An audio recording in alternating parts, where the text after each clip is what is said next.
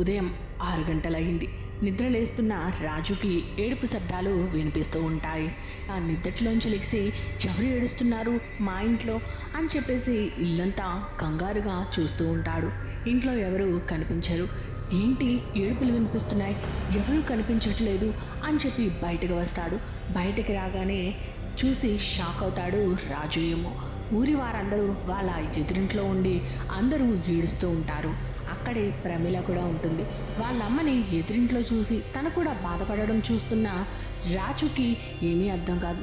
అమ్మ కూడా ఎందుకు ఏడుస్తుంది, అసలు ఊరి వాళ్ళందరూ ఎందుకు ఏడుస్తున్నారు, అయినా అందరూ ఇక్కడికి ఎందుకు వచ్చారు అని చెప్పేసి వెంటనే వాళ్ళమ్మ దగ్గరికి వెళ్ళి ఏంటమ్మా ఊరి వారందరూ ఇక్కడికి వచ్చారు, ఏమైనా ఫంక్షనా అని చెప్పేసి అడుగుతూ ఉంటాడు.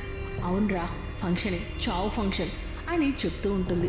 ఏంటి చావు ఫంక్షనా అంటాడు రాజు. ఏమో ఈ మాటలు విని బయటకు వస్తున్న కృష్ణ కూడా చాలా షాక్ అవుతాడు. ఏంట్రా మీ అమ్మ అలా మాట్లాడుతుంది, అయినా చావును ఎవరైనా ఫంక్షన్గా చేస్తారా అని అడుగుతూ ఉంటే ప్రమీల వాళ్ళకి ఏం చెప్పాలో తెలియక లోపలికి వెళ్ళిపోతుంది.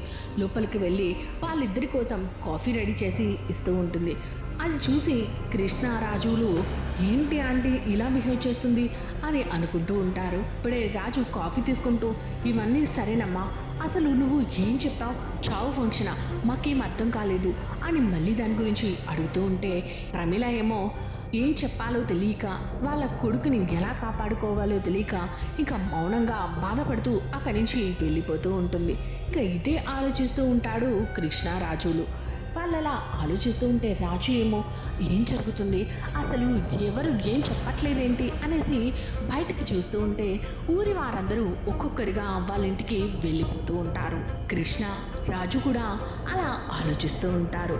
రాత్రి చీకటి పడే సమయం అవుతూ ఉంటుంది. టైం ఎంత అవుతుందో తెలియదు కానీ ఎదురింట్లో ఉన్న అబ్బాయి టీవీ చూస్తూ ఉంటాడు. సడన్గా అతన్ని ఎవరో పిలుస్తున్నట్లుగా లేచి బయటకు వస్తాడు. మెల్లమెల్లగా నడుస్తూ ఉంటాడు. ఆ సమయంలో రాజు నిద్ర పట్టక అటు ఇటు తిరుగుతూ ఉంటాడు. అటుగా ఎవరో వెళ్తూ ఉండడం గమనించిన రాజు ఎవరు అలా వెళ్తున్నారు అని చెప్పేసి అతన్ని క్లియర్గా చూసి అతని వెనకాల వెంబడిస్తూ ఉంటాడు. హే ఆగు, ఎవరు నువ్వు, ఎక్కడికి వెళ్తున్నావు అని చెప్పి ఆ అబ్బాయిని అడుగుతూ ఉంటాడు. ఆగు ఆగు అని పిలుస్తాడు కానీ ఆ అబ్బాయికి ఏమీ వినిపించదు. మెల్లగా నడుస్తూ నడుస్తూ ఆ అబ్బాయి పరిగెట్టడం మొదలు పెడతాడు. ఇంకా ఊర్లో వాళ్ళందరూ రాజు కేకలు విని వాళ్ళందరూ కూడా ఆ అబ్బాయి వెనకాల పరిగెడుతూ ఉంటారు. రాజు మాత్రం ఏ ఆగు, ఎక్కడికి వెళ్తున్నావు నువ్వు అసలు ఈ సమయంలో అని చెప్పేసి పిలుస్తూనే ఉంటాడు. కానీ ఆ అబ్బాయికి మాత్రం అసలు ఇవేమీ వినిపించవు. రాజుతో పాటు ఊరి జనం కూడా పరిగెడుతూ ఆగమ్మ ఆగు అని చెప్పేసి గట్టి గట్టిగా ఏడుస్తూ పిలుస్తూ ఉంటారు.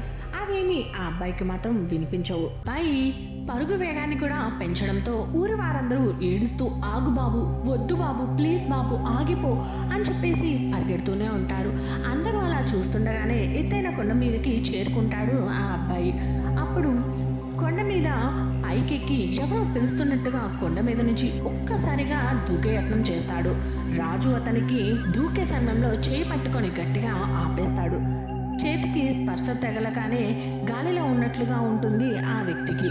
హే లిజన్ మీ, ఆగు, అసలు ఏం చేస్తున్నావు నువ్వు అని చెప్పేసి రాజు గట్టి గట్టిగా అంటూ ఉంటాడు. నేను చెప్పేది నీకు వినిపిస్తుందా అసలు, ఆగు, ఇలా ఎందుకు చేస్తున్నావు అని రాజు ఆ అబ్బాయిని అడుగుతూ ఉంటే ఆ అబ్బాయి మాత్రం ఏమీ వినిపించినట్లుగానే కిందకి అలా చూసి ఒక్కసారిగా రాజు చేతిని విదిలించుకొని కిందకి దూకేస్తాడు.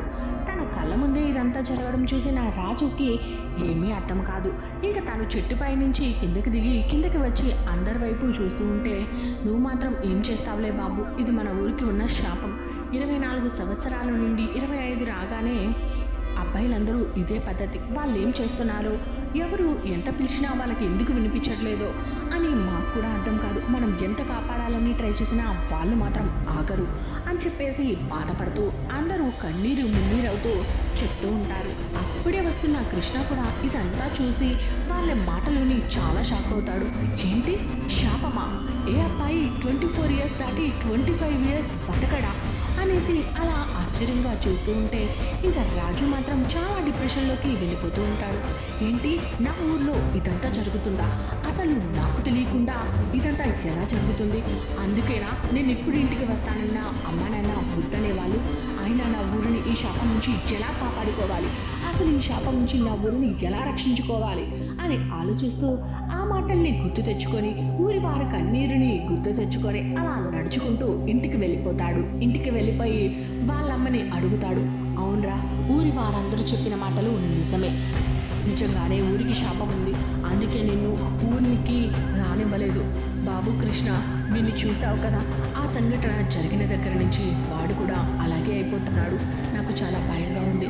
నువ్వు రేపొద్దున్నే వాడిని ఇక్కడి నుంచి తీసుకెళ్ళిపో అనేసి చెప్తూ ఉంటుంది ప్రమీల. ఏమో కృష్ణ కూడా, అవును, వీడిని ఇక్కడ ఉంచడం కూడా మంచిది కాదు, వీడి ప్రాణాలకే ప్రమాదం, ఇక్కడే ఉంటే వీడి ప్రాణాలు ఏమవుతాయో అని భయమేస్తుంది అని చెప్పేసి, అవునరా రాజు, మనం రేపొద్దున సిటీకి వెళ్ళిపోదాం, డాడీ కాల్ చేశారు, ఏదో పని ఉంది అని చెప్పేసి రమ్మన్నారు, అందుకే వెళ్ళిపోదాం అనగానే, నువ్వు వెళ్ళరా, నేను రాను అంటాడు రాజు. ఏమో ఏంట్రా నువ్వు, ముందు ఊరికి వెళ్దామంటే అప్పుడు వద్దన్నావు, ఇప్పుడు సిటీకి వెళ్దామంటే ఇప్పుడు వద్దంటున్నావు, అసలు ఏంట్రా నువ్వు, అసలు ఏం ఆలోచిస్తున్నావు అని అనగానే రాజు మాత్రం ఏం మాట్లాడకుండా అలా సైలెంట్గానే ఉంటాడు. దాంతో ఇంకా కృష్ణకి చాలా కోపం వచ్చి, నువ్వేమన్నా సరే రేపు మన ఇద్దరం సిటీకి వెళ్ళిపోతున్నాం అంతే, గుడ్ నైట్ అని చెప్పి చాలా కోపంగా లోపలికి వెళ్ళిపోయి పడుకుంటాడు. రాజు కూడా అలా ఆలోచిస్తూ తన కళ్ళ ముందు ఆ అబ్బాయి తన చేతులు విదిలించుకొని కిందకి లోయలో పడిపోయి చనిపోవడం ఇదంతా గుర్తొస్తూ ఉంటుంది.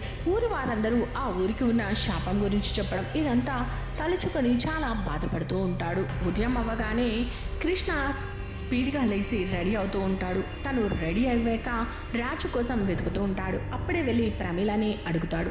ఆంటీ, ఏడీడు, అసలు ఏంటి కనిపించట్లేదు, రెడీ అయ్యాడా లేదా, మేము వెళ్ళాలి అని చెప్పి అనగానే, ఏమో కృష్ణ, నాకు కూడా పొద్దునుంచి కనిపించట్లేదు, నేను అంకుల్ ఇల్లంతా వెతికాము, బయట కూడా చూసాము, వాడు ఎక్కడా కనిపించట్లేదు అనగానే కృష్ణ ఏమో ఫోన్ తీసుకొని కాల్ చేస్తూ ఉంటాడు రాజుకి.